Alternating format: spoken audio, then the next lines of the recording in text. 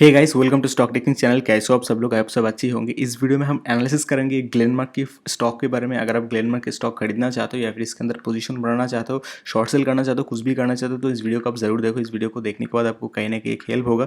तो मैं आपको यही कहना चाहूँगा, इस वीडियो को आप जरूर देखो। इसके बाद आपको बहुत सारी पैटर्न फॉर्मेशन नजर आएगा, क्योंकि इस वीडियो में हम प्राइस एक्शन की डिटेल एनालिसिस करके हम कहीं ना कहीं ढूंढने की कोशिश करेंगे कि स्टॉक का जो नेक्स्ट मूव है वो कहाँ पर हो सकता है, स्टॉक कहाँ पर जा सकते हैं, स्टॉक का प्रोबेबिलिटी क्या हो सकता है।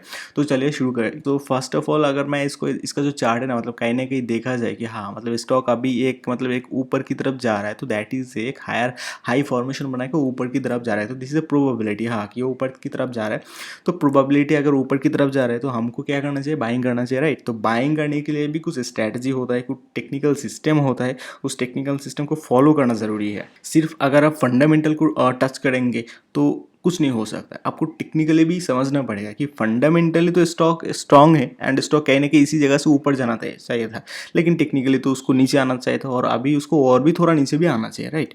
लेकिन टेक्निकली जो सिस्टम है वो थोड़ा डिफरेंट है, लेकिन वो एकदम अलग है। और फंडामेंटल और टेक्निकल को अगर कनेक्ट किया जाए तो तब जाके स्टॉक मतलब बहुत एक स्ट्रॉन्ग एक एनालिसिस बन जाता है। तो जो भी हो, हम इस वीडियो में टेक्निकल एनालिसिस करेंगे और फिर जाके एक प्राइस एक्शन ढूंढने की कोशिश करेंगे कि स्टॉक का जो नेक्स्ट मूव वो कहाँ पर हो सकता है। तो देखिए, मैंने एक ट्रेंड लाइन बनाया, तो ट्रेंड लाइन का हिसाब से आप यहाँ पर देख पाएंगे कि स्टॉक ने कहीं ना कहीं इसी जगह पे स्टॉक ने एक सपोर्ट बनाया था, ठीक है।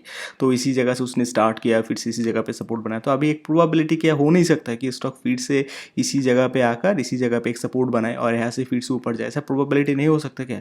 स्टॉक ऐसा ही होगा, क्योंकि प्रोबेबिलिटी हमेशा ऐसा ही करता है कि हाँ, स्टॉक इसी जगह पे होगा। अभी कभी कभी हो जाता है कि ट्रेंड लाइन के ऊपर सपोर्ट तो बना रहे, लेकिन सपोर्ट ठीक ठाक वर्क नहीं कर रहा है, तो इसके लिए भी बहुत सारे रीजन हो रहा है। तो इसके लिए हमको क्या करना पड़ेगा? ट्रेंड लाइन का कंफर्मेशन तो मिल गया, हाँ, स्टॉक सपोर्ट लेकर ऊपर जा सकता है, लेकिन हमको और भी बहुत सारी चीज़ जानना ज़रूरी है। देखिए, मार्केट के अंदर कभी कभी ऐसा होता है कि बहुत सारे स्ट्रॉन्ग सपोर्ट एंड रेजिस्टेंस बन जाता है, लेकिन बहुत साल पहले हम उसको भूल जाते हैं, लेकिन मार्केट कभी उसको भूलता नहीं है। तो मैं अगर आपको यहाँ पर दिखाऊँ तो आप कहीं ना कहीं देख पाएंगे, इस एरिया को आप थोड़ा ध्यान से देखिए। इसी एरिया पे मतलब स्टॉक ने कहीं ना कहीं, आप देखिए, स्टॉक जब मतलब नीचे से ऊपर आ रहा था, तो इसी एरिया पे उसने कहीं ना कहीं मतलब बहुत टाइम से कंसोलिडेटेड जोन बनाया था। तो कंसोलिडेटेड उसने जब जोन बनाया तो कहीं ना कहीं इसी एरिया पे उसका एक रिजेक्शन भी बन गया था, ठीक है। तो अगर मैं यहाँ पर एक रेसिस्टेंट बनाऊँ तो आप कहीं ना कहीं देख पाएंगे कि ये वाला जो एरिया था, मतलब आप इसको थोड़ा ध्यान से देखिए, ये वाला जो एरिया था इसका, तो कहीं ना कहीं ये एक उसका रिजेक्शन था, और बाद में ऊपर का जो लेवल है वो भी उसका एक रिजेक्शन बन गया, ठीक है। तो अगर मैं इसको ही थोड़ा आगे की तरफ लेकर जाऊँ तो आप कहीं ना कहीं इसको थोड़ा मतलब मैचिंग करने की कोशिश कीजिए। आप यहाँ पर देख पाएंगे, अगर मैं इसको ही आगे लेकर जाऊँ तो आप कहीं ना कहीं देख पाएंगे कि इसी एरिया पे ही आकर फिर से सपोर्ट बना सकता है, एक प्रोबेबिलिटी है, क्योंकि पहले पहले के समय इसी एरिया से उसका एक रिजेक्शन फेस हुआ था, बाद में इसी एरिया से स्टॉक ने ऊपर गया, आप यहाँ पर खुद देख सकते हैं, और फिर से उसने नीचे आ गया, इसी एरिया से फिर से एक रिजेक्शन, फिर से ऊपर की तरफ गया, इसी एरिया से मतलब बाउंस मतलब ब्रेकआउट करके फिर से नीचे आ गया, इसी एरिया पे जाके फिर से उसने एक सपोर्ट बनाया। अभी कहीं ना कहीं इसी एरिया पे आके फिर से उसने एक सपोर्ट बनाने की कोशिश कर रहा है, ठीक है। तो हो सकता है कि आप देख पाएंगे कि इसी जगह पे उसने एक रिजेक्शन बनाया, तो अभी ऐसा प्रोबेबिलिटी है कि इसी जगह पे सपोर्ट बनाए, सपोर्ट बना के यहाँ से फिर से ऊपर जाए। तो ऐसा प्रोबेबिलिटी बहुत ज़्यादा है, क्योंकि मार्केट का ये जो रेसिस्टेंट है ना, जो रेसिस्टेंट एंड सपोर्ट है, ये बहुत एक strong resistant and strong support है। तो मैं आपको यही कहना चाहूँगा कि इसी जगह से स्टॉक का जो नेक्स्ट मूव वो शुरू हो सकता है, प्रोबेबिलिटी है, तो प्रोबेबिलिटी के साइड पे ही काम करना चाहिए। तो अभी तो ऐसा ही लग रहा है कि स्टॉक थोड़ा नीचे आएगा, नीचे आने के बाद थोड़ा ऊपर जाने की संभावनाएं है, लेकिन entry strategy, buying strategy, system analysis, इसको करने के बाद ही आप इसके अंदर एंट्री ले सकते हैं। अल्टीमेटली लॉन्ग टर्म में स्टॉक ऊपर ही जाएगा, गारंटी, मतलब इससे कोई डर की बात नहीं है, क्योंकि अभी भी मतलब फार्मा सेक्टर मतलब बहुत ऊपर जाने वाला है। तो मैं आपको यही कहूँगा, अगर आप इसके अंदर पोजीशन मतलब कहीं ना कहीं आज आपने पोजीशन बनाया और आपने सोचा कि हाँ, मैंने पोजीशन बना दिया तो आज को नीचे आ गया, तो डरने की ज़्यादा बात नहीं है, क्योंकि स्टॉक शायद थोड़ा और भी नीचे आ सकता है, लेकिन अल्टीमेटली ऊपर ही जाएगा।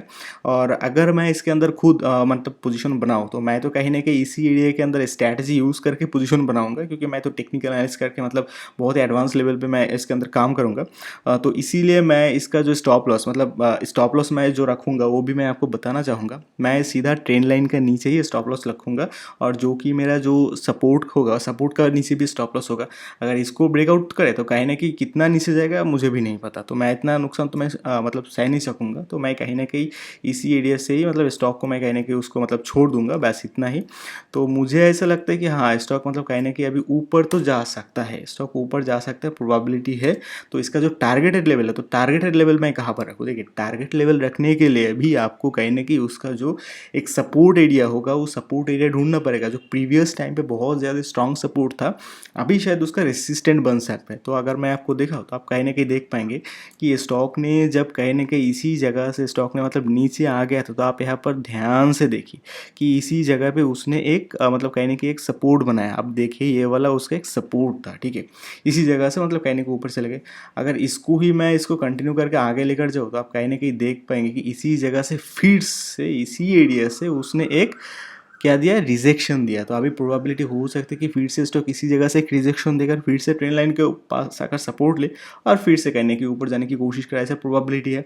तो बस मैं तो आपको यही कहूँगा कि मैं इसका जो टारगेट है मैं कहीं ना कहीं इसी एरिया पे मैं टारगेट रखूँगा। तो टारगेट का हिसाब से मेरा जो मतलब प्रॉफिट होगा, तो मैं एट ए पर सिंगल स्टॉक में मैं कितना प्रॉफिट करूँगा आप यहाँ पर खुद देख लीजिए। मैं 115 रुपये के आसपास मतलब 20% के आसपास में प्रॉफिट करूँगा।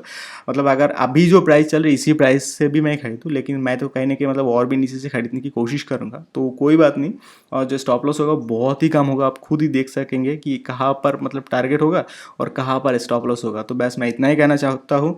और अगर आप बिगिनर से आप सीखना चाहते हैं स्टॉक मार्केट के बारे में, आपको कुछ भी नहीं पता, आप टोटली सीखना चाहते हैं, आपको एडवांस सिस्टम जानना चाहिए, मतलब बेसिक से एडवांस लेवल तक आप हर एक चीज़ सीखना चाहते हैं कि कैसे काम करते हैं, कैसे एंट्री लेते हैं, कैसे एग्जिट लेते हैं, मतलब strategy, probability, what is a stock market, what is a chart, ये होता क्या असल में, काम कैसे करता है, मतलब आप कुछ भी सीखना चाहते हैं एडवांस लेवल से, तो आप मुझे पर्सनली कॉल कर सकते हैं, आप मेरा कोर्स ज्वाइन कर सकते हैं और मैं आपको पर्सनली गाइडेंस दूंगा, गाइडेंस देकर मैं आपको सिखाऊंगा।